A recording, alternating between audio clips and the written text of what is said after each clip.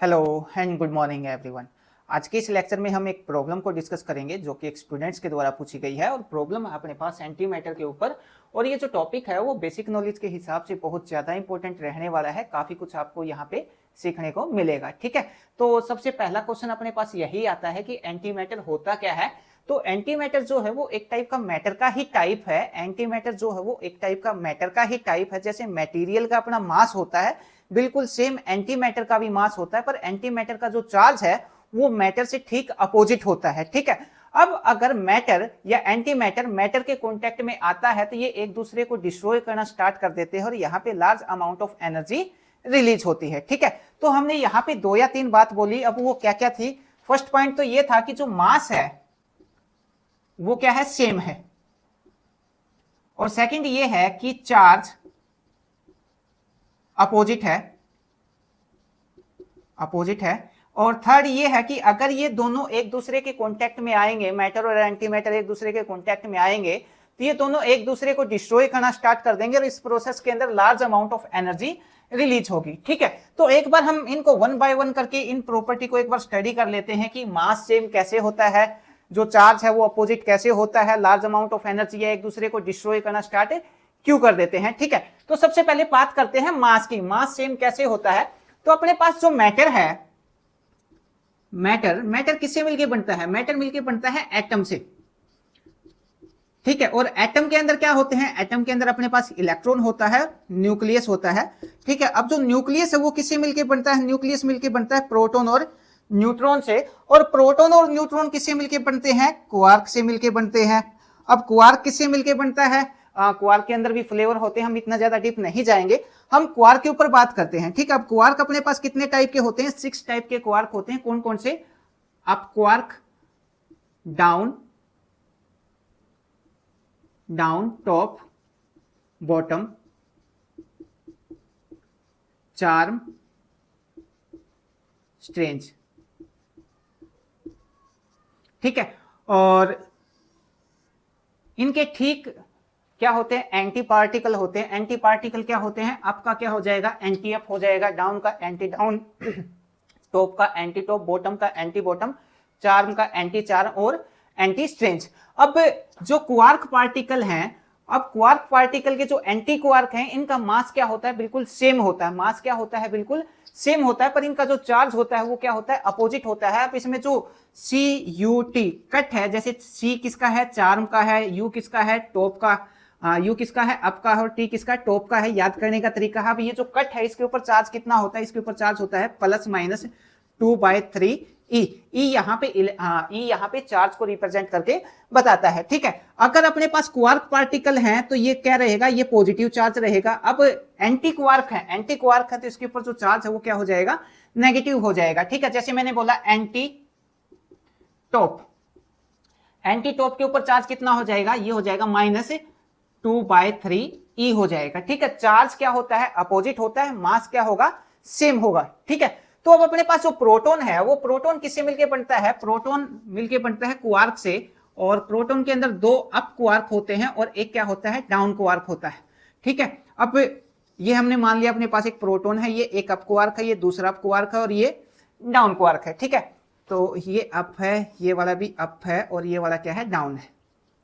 ठीक है, अब जो डाउन क्वार्क है, इस तरफ वाले जो क्वार्क है इनके ऊपर कौन सा चार्ज होता है? इनके ऊपर चार्ज होता है -1/3 E। ठीक है, अब अगर क्वार्क है तो -1/3 E, अगर एंटी क्वार्क है तो इसके ऊपर क्या हो जाएगा? +1/3 हो जाएगा। ठीक है, तो अप के ऊपर कितना है? अप के ऊपर है 2/3 +2/3 और एक डाउन है तो इसके ऊपर -1/3, यहां से कितना आ जाएगा? 1 आ जाएगा। ठीक है, ये तो बात हुई किसकी? प्रोटॉन की। अब प्रोटॉन का जो एंटी पार्टिकल है, प्रोटॉन का एंटी पार्टिकल होता है एंटी प्रोटॉन। प्रोटॉन का एंटी पार्टिकल क्या होता है? Anti proton. अब एंटी प्रोटॉन क्या है? एंटी प्रोटॉन एक एंटी मैटर का पार्ट है। अब इसके अंदर क्या होगा? जो एंटी प्रोटॉन ये किससे मिलके बनेगा? ये एंटी अप से मिलके बनेगा। किससे? 2 एंटी अप होंगे और एक क्या होगा? एंटी डाउन होगा। ठीक है, ये किसका? इसके ऊपर जो बार लगाया है ये बार किसको रिप्रेजेंट करता है? एंटी अप को रिप्रेजेंट करता है। तो इसमें 2 क्या है? एंटी अप और एक क्या है? Anti down. ठीक है, अब हमने बोला था मास सेम है, अप क्वार्क का और एंटी अप क्वार्क का जो मास है वो तो क्या होगा, सेम होगा, पर जो चार्ज है वो क्या हो जाएगा, अपोजिट हो जाएगा। चार्ज इस पे कितना है, +2/3 है, तो एंटी अप पे चार्ज कितना हो जाएगा, -2/3 E हो जाएगा। ठीक है, इसलिए हमने बोला कि इनका जो मास है वो मास तो क्या रहेगा, सेम रहेगा, पर इसका जो चार्ज है वो क्या हो जाएगा, अपोजिट हो जाएगा। अब ये दोनों एक दूसरे के कांटेक्ट में अगर आएंगे तो ये एक दूसरे को डिस्ट्रॉय करना स्टार्ट कर देंगे। इसका रीजन ये है कि मैटर के ऊपर अगर पॉजिटिव चार्ज है तो एंटी मैटर के ऊपर क्या है, नेगेटिव चार्ज है, और पॉजिटिव और नेगेटिव एक दूसरे को क्या करेगा, डिस्ट्रॉय करना स्टार्ट कर देगा। ठीक है, उसके बाद characteristics of anti matter, characteristics के अंदर क्या है, पहली कैरेक्टरिस्टिक्स तो यही है कि इनका जो मास है वो क्या होता है, सेम होता है, चार्ज क्या होता है, अपोजिट होता है। और थर्ड क्या है, थर्ड ये है कि अगर क्वार्क मैटर और एंटी मैटर एक दूसरे के कांटेक्ट में आते हैं तो ये एक दूसरे को डिस्ट्रॉय करना स्टार्ट कर देते हैं। उसके बाद जो फोर्थ प्रॉपर्टी है, फोर्थ प्रॉपर्टी क्या है, क्वांटम प्रॉपर्टी। अब क्वांटम प्रॉपर्टी में क्या है कि जो मैटर की प्रॉपर्टी होती है, मैटर की जो क्वांटम प्रॉपर्टी होती है, वही प्रॉपर्टी किसकी होती है, एंटी मैटर की होती है, क्वांटम लेवल के ऊपर। जैसे अपने पास जो स्पिन है और मोमेंटम है, स्पिन और मोमेंटम दोनों का सेम होगा, जैसे मैटर का है वैसे ही क्या होगा, एंटी मैटर का भी होगा। ठीक है, उसके बाद टाइप ऑफ एंटी मैटर आता है अपने पास। टाइप ऑफ एंटी मैटर के अंदर क्या आएगा अपने पास, जैसे एंटी इलेक्ट्रॉन है, एंटी प्रोटॉन है, एंटी न्यूट्रॉन है, एंटी एटम है। ठीक है, अब इनके ऊपर थोड़ा सा बात कर लेते हैं। सबसे पहले बोला हमने पॉजिट्रॉन टाइप, सबसे पहला टाइप है पॉजिट्रॉन। अब पॉजिट्रॉन है, उसके बाद एक बार मैं लिख देता हूं, उसके बाद एक एक को एक्सप्लेन करके बताता हूं। उसके बाद एंटी प्रोटॉन, एंटी प्रोटॉन, उसके बाद थर्ड एंटी न्यूट्रॉन, उसके बाद फोर्थ एंटी एटम।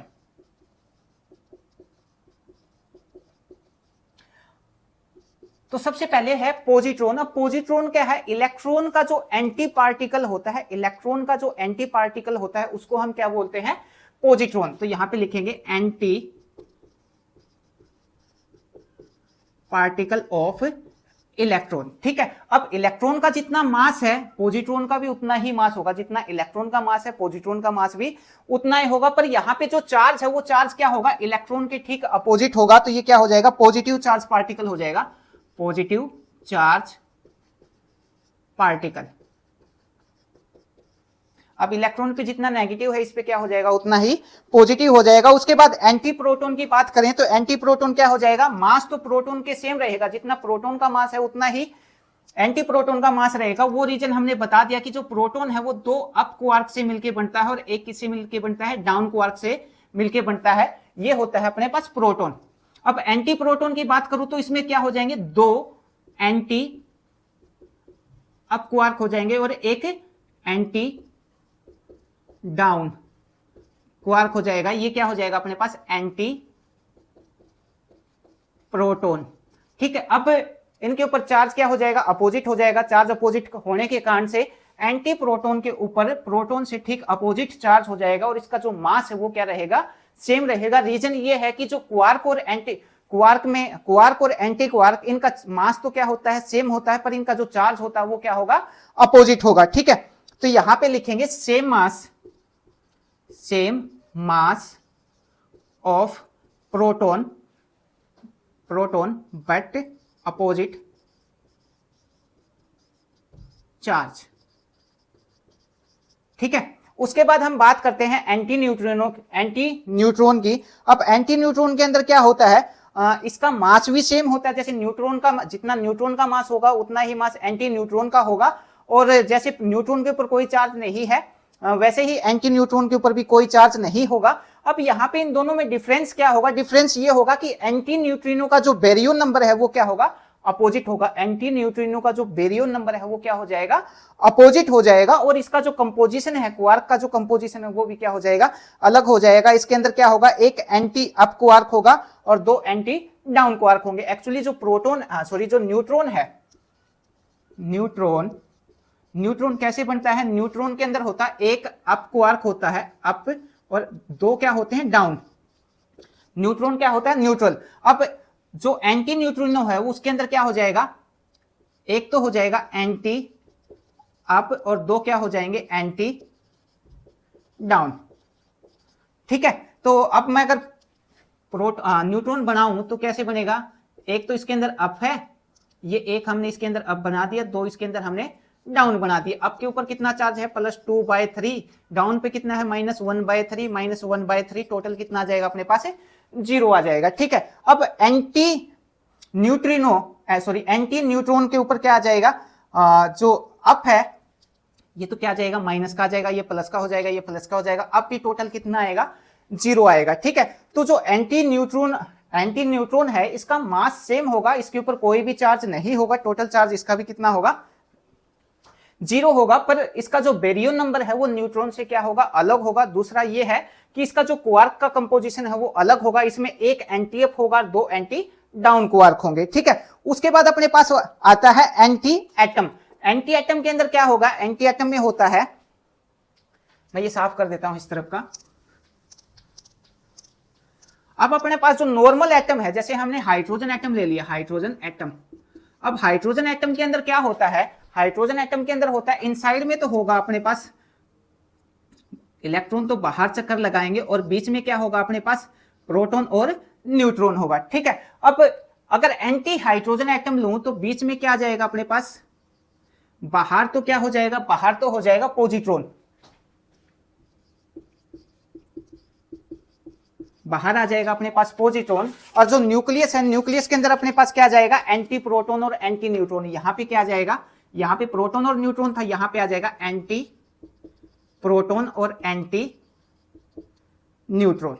ठीक है, ये किसका है, ये एटम का केस है, और ये किसका, ये मैटर का केस और ये एंटी मैटर का केस है, ये एटम का केस है, ये एंटी एटम का केस है। तो जो एंटी एटम है वो किससे मिलकर बनेगा, positron, anti proton, anti neutron से मिलकर क्या बन जाएगा अपना एंटी एटम बन जाएगा। ठीक है, उसके बाद जो एंटी मैटर है ये नेचर में कहां कहां मिलता है, तो अपन नेचर के अंदर अपने पास जो कॉस्मिक रे का कोलिजन होता है वहां पे जो एंटी मैटर है वो कुछ अमाउंट में प्रोड्यूस होता है, और अपने पास जो रेडिएक्टिव प्रोसेस होती है, रेडिएक्टिव डीके होता है, वहां पे भी अपने को पॉजिट्रॉन देखने को मिलता है। तो बेसिकली 2 प्रोसेस हैं नेचुरली जहां पे जो एंटी मैटर है वो देखने को मिलता है। फर्स्ट तो जो कॉस्मिक रे का कोलिजन होता है वहां पे अपने को एंटी मैटर देखने को मिलता है, दूसरा जो अपने पास रेडिएक्टिव डीके होते हैं वहां पे भी अपने को एंटी मैटर देखने को मिलता है। ठीक है, उसके बाद इसकी एप्लीकेशन इसकी मेडिकल साइंस के अंदर इसकी बहुत सारी एप्लीकेशन है। जैसे अपने पास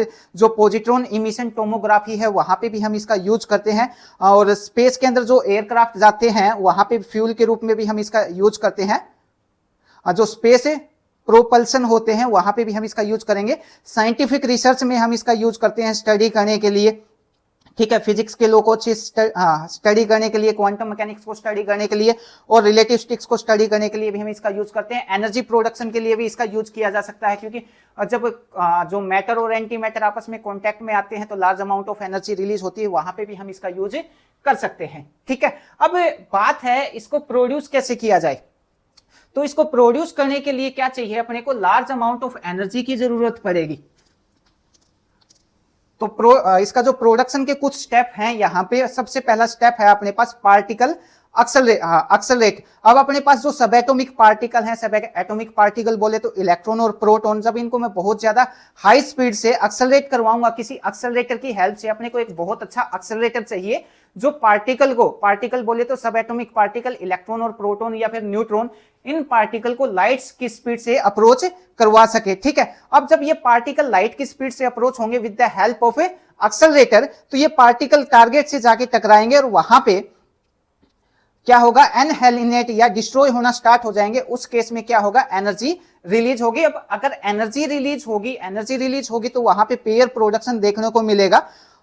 अब पेयर प्रोडक्शन देखने को मिलेगा तो वहां पे अपने को जो पेयर प्रोड्यूस होंगे तो एंटी मैटर पार्टिकल भी देखने को मिलेगा।